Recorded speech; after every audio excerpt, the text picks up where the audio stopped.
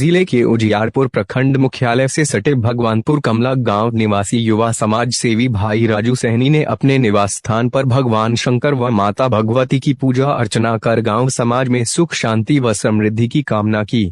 इस दौरान पूजा स्थल पर मौजूद 6 सदस्य ही पुरोहितों के द्वारा संपूर्ण हिंदू रीति रिवाज से वैदिक मंत्रोच्चार के साथ इस पूजा पाठ को संपन्न कराया गया। इस दौरान पूछे जाने पर युवा समाज सेवी भाई राजू सहनी ने बताया कि भगवान शंकर की पूजा करना एक पारंपरिक और आध्यात्मिक तरीका है, जिससे व्यक्ति अपने जीवन में शांति और सुख की कामना कर सकता है। भगवान शंकर को देवताओं का देवता माना जाता है और उनकी पूजा करने से व्यक्ति को आध्यात्मिक और मानसिक शांति भी मिलती है। इस दौरान युवा समाज सेवी भाई राजू सहनी ने बताया कि भगवान शंकर की पूजा करने से व्यक्ति को सुख और शांति की प्राप्ति होती है तथा उसके जीवन से नकारात्मक ऊर्जा का नाश हो जाता है तथा उस व्यक्ति के जीवन में सकारात्मकता आती है। इस दौरान उन्होंने यह भी बताया कि भगवान शंकर की पूजा करने से व्यक्ति का आध्यात्मिक विकास होता है और वह अपने जीवन के सभी उद्देश्यों को समझने व पूरा करने में सक्षम हो जाता है। इस दौरान युवा समाज सेवी भाई राजू सहनी ने इस पूजा के माध्यम से गांव समाज में शांति की कामना भी किया।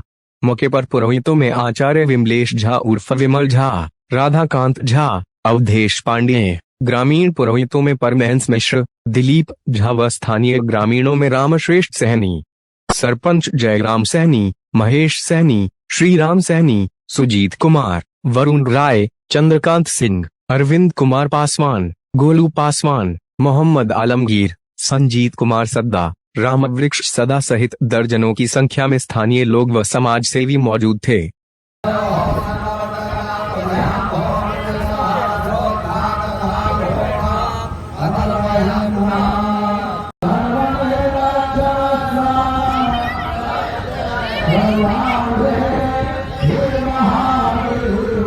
इनके द्वारा रुद्राभिषेक कार्यक्रम चलाया जाता है। इसमें शिव की आराधना की जाती है। शिव का अर्थ ही होता है कल्याण। बगैर शिव के शरण में गए हुए आज तक किसी को सुख और शांति नहीं मिली है। देवता को लोगों को भी, चाहे राम हो, कृष्ण हो या अन्य जो देवता लोग हैं, उन पर भी जब आपत्तियां आ जाती हैं, विपत्तियां आ जाती हैं, तो महादेव की शरण में देवताओं को भी जाना पड़ता है। इसीलिए शिव की आराधना इनके द्वारा की जा रही है और ये समाज सेवी हैं। इसीलिए समाज का कैसे कल्याण हो, समाज का चतुर्दिक विकास कैसे हो, लोगों में सुख सामंजस्य की भावना कैसे उत्पन्न हो, इसके लिए इनके द्वारा शिव की आराधना की जाती है।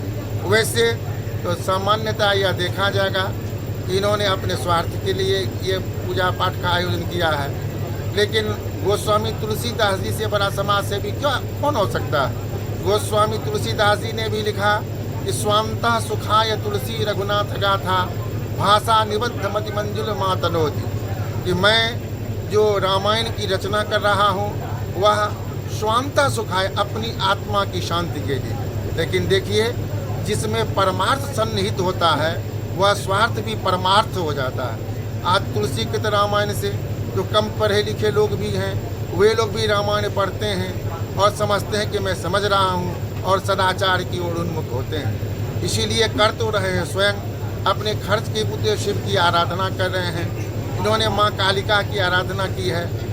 वहाँ भी हम लोगों ने यही कहा है, दुर्गा सप्तशती का श्लोक है कि रोगा न शेषा न पहंसी तुष्टा।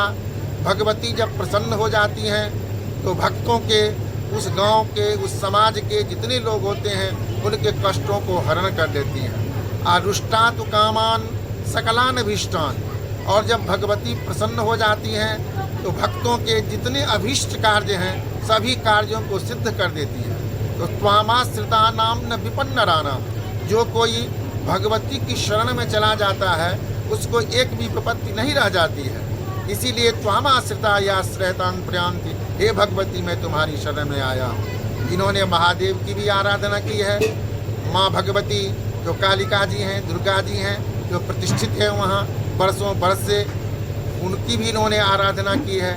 और इनका एकमात्र उद्देश्य है कि समाज का कल्याण हो, हमारे समाज के सभी लोग सन्मार्ग की ओर प्रेरित हों, आपस में भेदभाव खत्म हो, सब सुख और चैन से रहें और सब प्रेम पूर्वक इस समाज में रहें, सौहार्द हमारे समाज में बनाया रहे।